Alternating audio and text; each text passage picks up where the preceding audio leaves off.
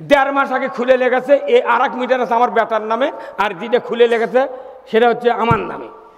1.5 মাস হলে যে মিটারের সাথে লাইনের সংযোগ নাই, ওই মিটারের বিল আছে সেদিনকে 19,000 টাকা।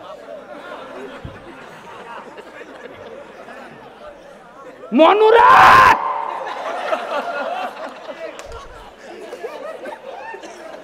মিটার 1.5 মাস আগে খুলে দিয়ে গেছে,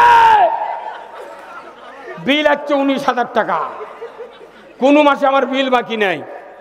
বিদ্যুতের বিল কমাতে হবে।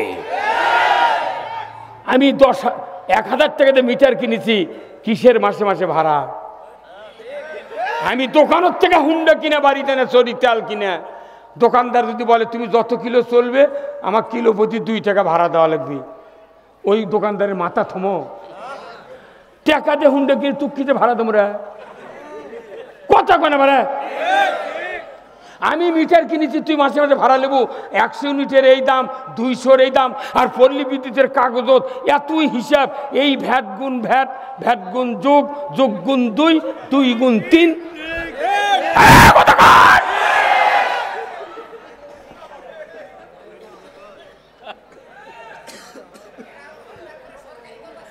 হরতাল কিসের রে? হরতাল খুলে দেওয়া হবে এইবার। জনগণ যদি ঠিক মতো 2 হাতের কাজ করেন, আল্লাহর ইজ্জতের কসম, আগামী নির্বাচনে বাংলাদেশে ইসলাম বিজয় হয়ে যাবে।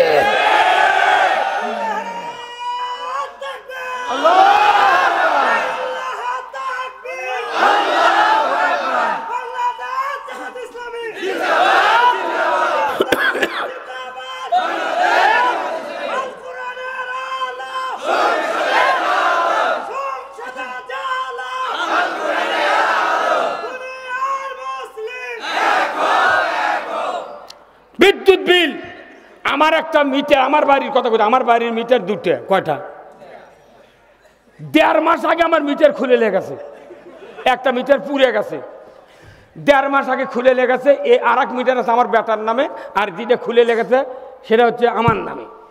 1.5 মাস হলে যে মিটারের সাথে লাইনের সংযোগ নাই, ওই মিটারের বিল আছে সেদিনকে 19,000 টাকা। মনুরা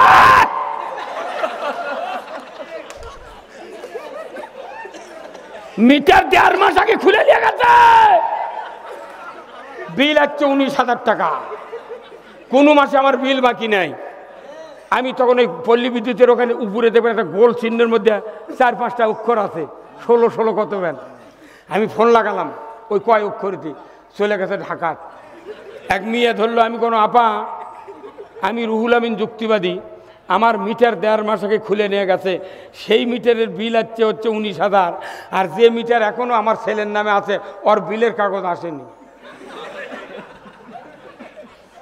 পরে নন্দীগ্রাম জোনাল অফিসে খবর নিলাম, বলছে স্যার আপনার ওটা না সমস্যা হচ্ছে, আমরা ওটা সংযোগ। এই বেটা, তোরা কি মনে করছো যাই সরকার হয় তারই ছবি তুই ওই পল্লী বিদ্যুৎ অফিসের টাঙ্গে তুই ফাজলেও মানা করছো? এটা তো ব্যবসা প্রতিষ্ঠান, কি এইভাবে অকাম করে? এই একটা মানুষ যদি কাপড়ের দোকানদারি করে, খরিদ্দার 2,000 টাকার কাপড় নিল, 1500 জমা দিল, 500 টাকা বাকি থাকলো, উই সামনে খরিদ্দার, পেছনে এই দোকানদার, ওইটা সাক্ষাতে লেখে না ভাই? আর পল্লী বিদ্যুৎ এমন একটা ব্যবসা, সকলের বাড়ির পাশে মিটে, ওরা বিল করবে যায় কখন? ঠিক 11টার সময়। একটা মরদ মর্দন বাড়ির থাকে না, মেয়ে এমন ভাত পাক করে, আর ওরা যায় লিখবেন। হ্যাঁ, তখন এই জোনাল অফিসে চাপ দিল। এখন ওই লাইনম্যান যাই লিখে নিয়ে গেছে মিটার, করছে না আমি তো লিখে দিচ্ছি যে এই মিটার নাই ওখানে। তে তুই লিখে দিলি, তুই আমার নাম মিটারের বিল এলো, করতে যাই বিল করতে তাই ওটি বস থেকে করছে। আবার এই বাংলাদেশে ওই যে চাকার কয়েল ঘোরা মিটার, ওটা দেওয়া হবে। ডিজিটাল মিটারে মাটি কারেন্ট খাচ্ছে, জনগণ বিল দিয়ে ফকির হচ্ছে। এক একটা এজিএম ডিজিএম এর বেতন 2.5 লাখ, 3 লাখ, 5 লাখ টাকা পর্যন্ত। এত টাকা লাগে?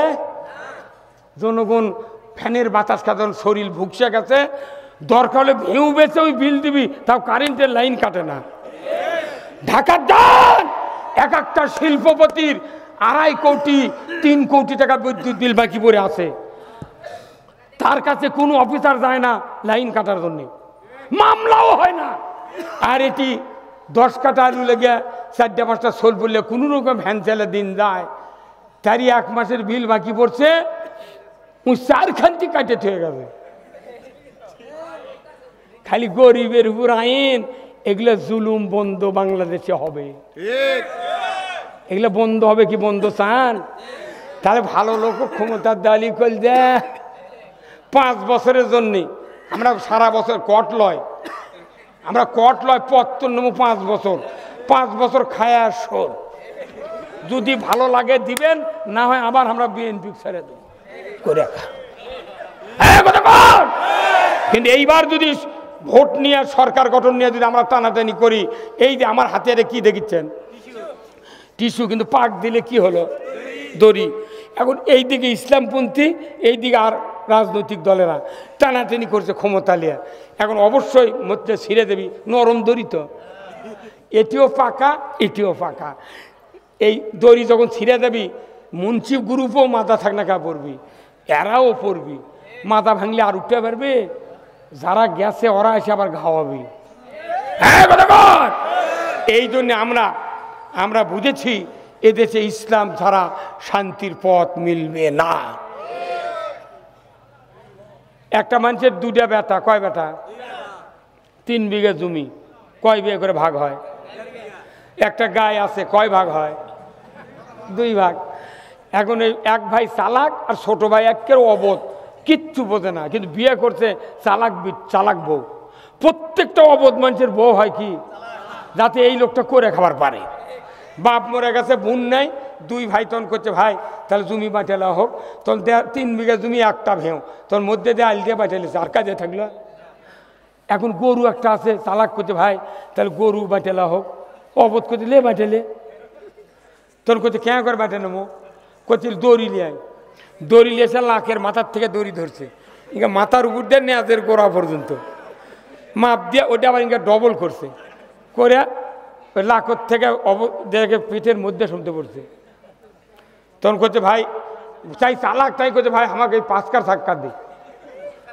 আর এই গরু বাপে কষে যে গরু যদি না খেলে গরুর দাম কমে দেবি, দুধ হবে না, বাজে দেবি, তে ভাই তুই এই মুরালি কোথায় আচ্ছা নেব অবত্য, উই খালি ঘাস কেটে খিলাই, উই বিকেল করে গাই দিয়ে বাজারত 4 কেজি বেচে আর 1 কেজি খায়।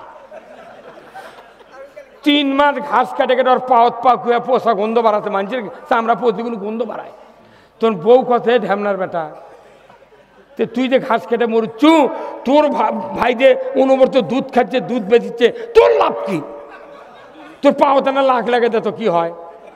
তোর করছে না বড় ভাই বলো আব্বা কথে গরু না খেলে দুধ হবে না, কইতে পাগল শোন, জমি তুই বাঁচালিছু, গরুও বাঁচালে, কোথায় খেয়া করে বাঁচে নেবো, কোথায় কাল সকালে কবু ভাই তুই গরু আমাকে মধ্যে দিয়ে কাটিয়ে বাঁচে দে, আমি আর গরু খিলে পারবো না, আমার গরু খিলামো, 5 দিয়ে গোবর বাড়াবি, ঘুঁটে শুকে চা লাগ দেবো, আমি ওদের দিয়ে বেঁচে আমি হাট বাঁধা করে খাবো, তুই দুধ পাশে খাবো খা। কি বুদ্ধি! এই কথা শুনে চালাক এখন করছে, এই বুদ্ধি এক দিল লোকের। হ্যাঁ, কিন্তু অবোধ মানুষ যদি ওর বউ ঠিক মতো বুদ্ধি দেয়, ওই মরে দেবে, ওই বুদ্ধির থেকে সরবে না। কথা কর, যেগুলার স্বামী অবোধ সেগুলোর বউ হচ্ছে প্যান্ডেলত আছে, ওরা করছে হুজুর কে কাট্টু কথা করছে রে, আমার দামা নুনকে খালি ওই ভাইয়ের কথা শোনে, আমার কথা না শুনবেরও চায় না। এখন সকালে করছে তখন ওই কথা ভাই, তোর বড় ভাই করছে ভাই তোর 2 কেজি করে দুধ দেবো নি ভাই পাথাবেল থেকে, করছে আমি দুধ নেবো না কিছু নেবো, তুই কাটিয়া বাটে দে, আমি ঘুঁটা বেচবো হাট করে খামো, তুই দুধ পাশে থেকে দুয়ে দিয়ে কতটি বেচবি বেচে। তে আমরা বাংলাদেশের মানুষ, সাধারণ মানুষ, কোনো পুলিশ, কোনো এসপি, ডিসি, প্রিজাইডিং অফিসার, এরা পুলিশ কেউ ভোট দেয় না। ভোট দেয় কারা? সাধারণ মানুষ। সাধারণ মানুষ ভোট দেওয়া নেতাক বানিয়া, মানে ওরকের মুখত ঘাস তুলে দিয়া ওরা ঢাকা দিয়ে যায়, ওরা খালি দুধ ওটি খায়, আমরা খিলে মরি আর দুধ খাই ওটি। এইবার একের মধ্যে দেখ কাটিয়ে বাঁচিয়ে লিছি, তুই ওই দুধ খা, আমি ঘাস খেলাম দুধ।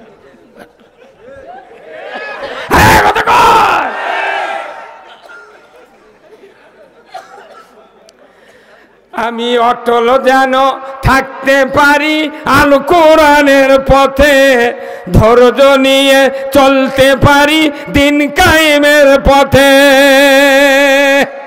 আমায় ধৈর্য দিও, সাহস দিও ওগো দয়াময়, তোমার পথে চলতে গিয়ে না পাই যেন ভয়।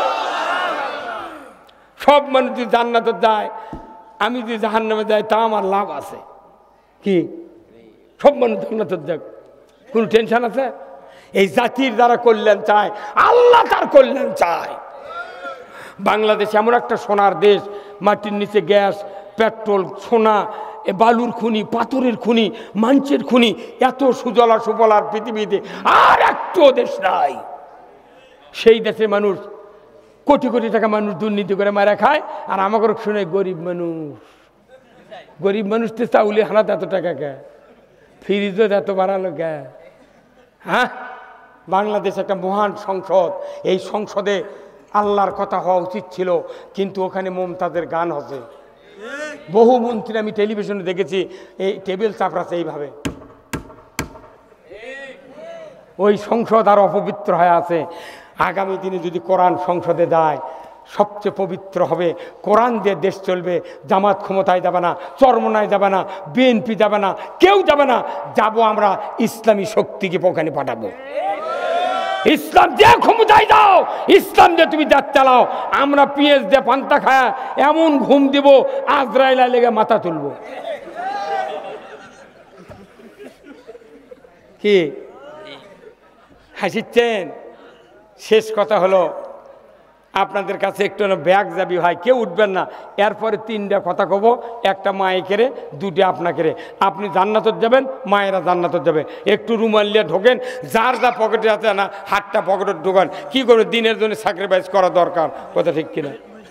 মা বোনেরা অনেক এসেছেন, মা বোনদের কাছে আপনারা একটু যান, মা বোনের একটু দিবেন। আপনাদের একটু কথা বলবো, আমি কথা শেষ করব। অনেক ভাই, আমার কালকে প্রোগ্রাম আছে অনেক দূর।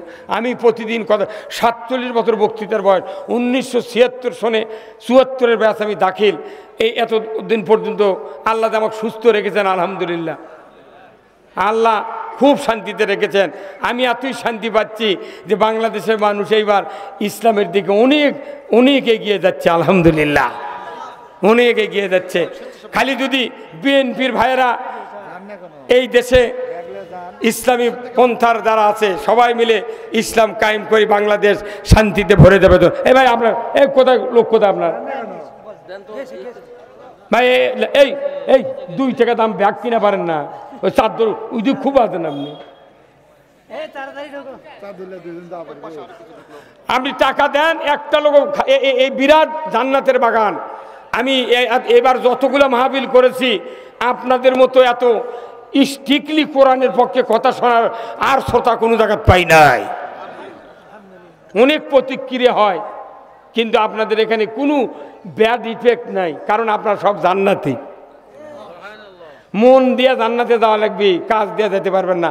আপনি কোন পক্ষ নেছেন তারই উপর বিচার হবে কিয়ামতের মাঠে। 1 নম্বর কথা শোনেন পুরুষের জন্য। আচ্ছা, মসজিদে খুতবা শোনেন না আপনারা ভাই? সানি খুতবাত আছে, খুতবাতুল আহকাম।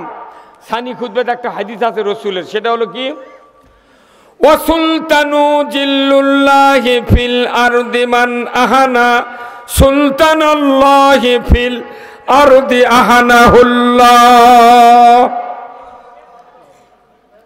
আমার নবী বলেছেন, ন্যায়পরায়ণ শাসক আল্লাহর ছায়া সদৃশ্য।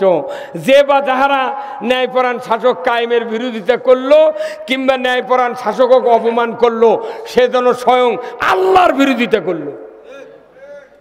তা আল্লাহর বিরোধিতা করা মানে কি? ন্যায়পরায়ণ শাসক যারা চায় না, কোরআন বিজয় চায় না, এরা কার বিরোধিতা করলো? এটা খুতবাত প্রতিদিন শুক্রবারে, মাসে 5 বার, বছরে 52 বার, 54 বছরে 2,08,00,000 বার এই খুতবা প্রত্যেক মসজিদে তেলাওয়াত হচ্ছে। কিন্তু দেখা যায় সমাজের কোনো পরিবর্তন নাই, কারণ ইমামেরা এই কথা নিজেরা পড়ে না, মুক্তাদিরকে বুঝাতে পারে না। যার কারণে বাংলাদেশে আমাদের মায়ের খাওয়া লাগিচ্ছে। এর তো বয়তুল মোকাররমের ইমাম যদি 100 বছর আগে থেকে হাদিসটা বুঝাতে পারতো, তাহলে সচিব, ডিসি, এসপি, ডিএমপি, কমিশনার, বড় বড় অফিসাররা ওখানে কারলিয়া নামাজ পড়বে যায় সোয়াবের আশায়, কিন্তু ওখানে যা সোয়াবের পরিবর্তে এমন বক্তৃতা শুনে ওই অফিসার অন্ধ বানে ছেড়ে দেয়। কি আনার ভাই, ওই যে আপনার ওর নাম কি, এতে কি কফিলউদ্দিন সরকার, বা রুই আমার জান্নাতি ঘোষণা দিয়েছে, হেরা চোখে আবার তুই মিয়া তেল মারলে হবে না, সব জায়গার তেল দিয়ে কাম হয় না। কোদালের ডাঁট যদি কেউ তেল দিয়ে লাগায় কোনোদিন টাইট হবে না, কথা কানে গায়। কোদালের ডাঁট লেগে আপনাকে লবণ দেওয়া লাগবে, পানি দিয়া মিক্সচার লবণ দিয়ে পানি দেওয়া লাগবে, তাহলে 2 ঘন্টার মধ্যে জং ধরে যাবি, কোদালের ডাঁট কামড়ে ধরবি। আর কেউ যদি তেল দিয়ে ডাঁট লাগায় কোদাল ঘুরবি খালি পিছলে। তে বাংলাদেশের মৌলবীরা ইসলামের কথা না কা ও নেতা তেলবাজি করে কোনকে পেট বাঁচাচ্ছি আমরা, এই কথা কর না কেমন না। আগামী দিনে কোনো তেলবাজি চলবে না, খালি চলবি লবণ আর পানি। কি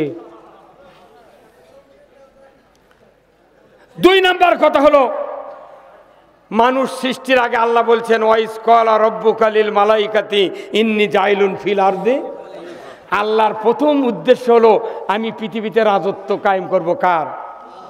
প্রথম আল্লাহর রাজত্বের কথা ফেরেশতার সামনে বলছে।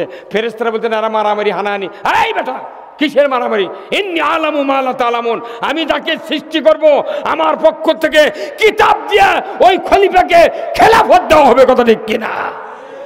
খেলাফত দেবে। কিছুদিন পর আল্লাহ তাআলা রসুলকে খেলাফত দিলেন কোরআন দিয়া, হুয়াল্লাযী আরসালা রাসূলাহু বিল হুদা ওয়া দীনিল হক লিইয়ুযহিরাহু আলাদ-দীনি কুল্লিহি ওয়ালাউ কারিহাল মুশরিকুন। আমি সেই সত্তা, তিনি তার রসুলকে প্রেরণ করেছি সত্য হাদায়াত দিয়া, জীবন ব্যবস্থা দিয়া, মানুষের আইনগুলি সরে দেয়া। একমাত্র আমি আল্লাহ, আমার আইনকে আপনি বিজয় করবেন। জোরে কোন আল্লাহু আকবার। কার আইন? কার আইন বিজয় করবে? কাকে বললেন? রসুলকে। রসুলকে আল্লাহ নিজে বললেন যে আপনি মানুষের আইন সরে দেয়া আমার আইন বিজয় করবেন। কথা ঠিক কিনা? তাহলে এই আইন বিজয় রসুল কি করেন নাই? আল্লাহ তাআলা আর একটা আয়াত দিলেন, আল্লাহ এক দিলেন, ওমা খলাকতুল জিন্না ওয়াল ইনসা ইল্লা লিয়াবুদুন, আমি মানুষ আর জিনকে সৃষ্টি করেছি আমার ইবাদত করার জন্য। আল্লাহর প্রথম উদ্দেশ্য হলো খেলাফত, দ্বিতীয় উদ্দেশ্য হলো ইবাদত। নাঙ্গল ছিলেন আপনারা?